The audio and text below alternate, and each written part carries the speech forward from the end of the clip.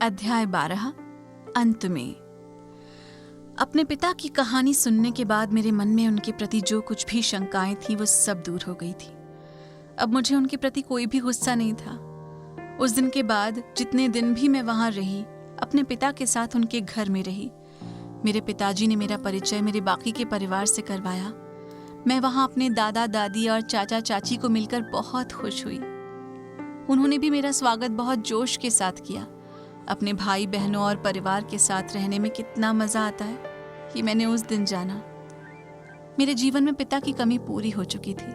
मेरा यहाँ आने का मकसद भी पूरा हो गया था और अब हमारे जाने का समय आ गया था। तो मैंने पिताजी से कहा, पिताजी आप भी हमारे साथ चलो।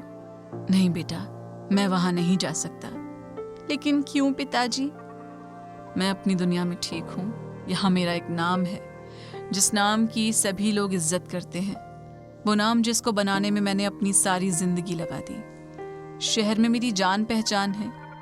तुम्हारी वो दुनिया मेरे लिए अनजान है। वहां मुझे कोई नहीं जानता और वैसे भी मैं तुम्हारी दुनिया में जाकर दखल अंदाजी नहीं करना चाहता हूँ। मैं तुम्हारी माँ से दूर ही रहना चाहता हूँ। मैं सब कुछ बर्दाश्त कर सकता हूँ लेकिन तुम्हारी माँ की नफरत बर्दाश्त नहीं कर सकता। सारी जिंदगी इस समाज में मेरा मजाक बनाया। मेरी हकलाहट की समस्या की वजह से उन्होंने मेरी तुलना एक बंदर के साथ की, लेकिन मैंने फिर भी बर्दाश्त किया। परंतु जब मेरी पत्नी यानी तेरी माँ ने मेरी समस्या की वजह से मुझसे नफरत करने लगी तो ये मुझसे बर्दाश्त नहीं हुआ। अब यही ठीक रहेगा कि तुम अपनी दुनिया में रहो और मुझे अपनी दुनिया में रहने दो। लेकिन हम दोनों का अपनी अपनी दुनिया में रहने का मतलब ये नहीं है कि मैं एक पिता का फर्ज भूल जाऊं। तुम्हें जब भी एक पिता के तौर पर मेरी जरूरत होगी तुम मुझे वहां खड़ा पाओगी। मैं तुम्हारे लिए हर समय तैयार हूं, फिर चाहे इसके लिए मुझे तुम्हारी माँ की नफरत का सामना भी क्यों ना करना पड़े। मुझे इसकी परवाह नहीं। लेकिन पिताजी, ये सब पुरानी बातें, इनको छोड़ो और आप हमारे साथ चलो। बेटी, तुम बेफालतू की जिद कर रही हो। ये मुमकिन नहीं है। मैं तुम्हारे साथ कभी नहीं आ सकता। हाँ, लेकिन मैं तुम्हारे संपर्क में हर समय रहूंगा।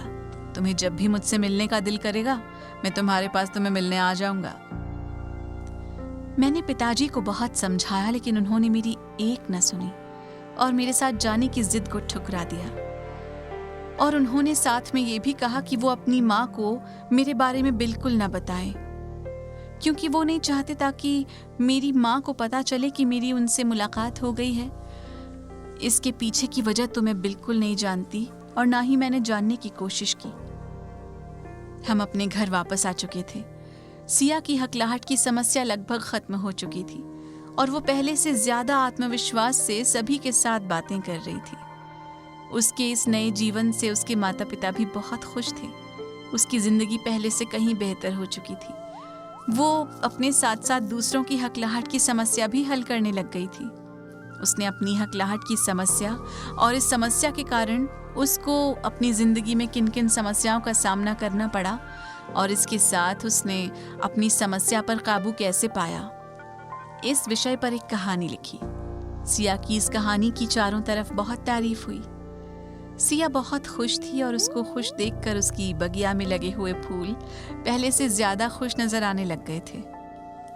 ये बसंत ऋतु के आगमन की वजह थी या सिया के वापस घर आने की खुशी, कुछ भी कहो, लेकिन सिया की बगिया के फूल पहले से ज्यादा खिले हुए थे और ऐसी सुंदर बगिया मैंने आज तक नहीं देखी थी। ऐसा लग रहा था जैसे मानो वो फूल सिया की तरह मुस्कुरा रहे हों और सिया के अच्छे जीवन की खुशी मना रहे हों। दूसरी तरफ मैं अपने पिता से मिलकर बहुत ज्यादा खुश थी, लेकिन मैंने ये बात अपनी माँ से छुपा कर रखी और ये कोशिश की कि उनको इस बारे में कभी भी पता ना चले कि मैंने अपने पिता को ढूंढ लिया है और मेरी उनसे मुलाकात हो गई है, क्योंकि मुझे पता है कि मेरी माँ भी उसी समाज का हिस्सा है जो समाज एक हकलाहट की समस्या से पीड़ित व्यक्ति के दर्द को नहीं समझ सकता। आज भले ही मेरे पिता की हकलाहट की समस्या खत्म हो चुकी है और वो एक अध्यापक के तौर पर दूसरों की समस्या को हल कर रहे हैं, लेकिन इसके बावजूद उनकी पिछली जिंदगी में जो कुछ भी घटित हुआ है वो उनके साथ साथ ही रहेगा।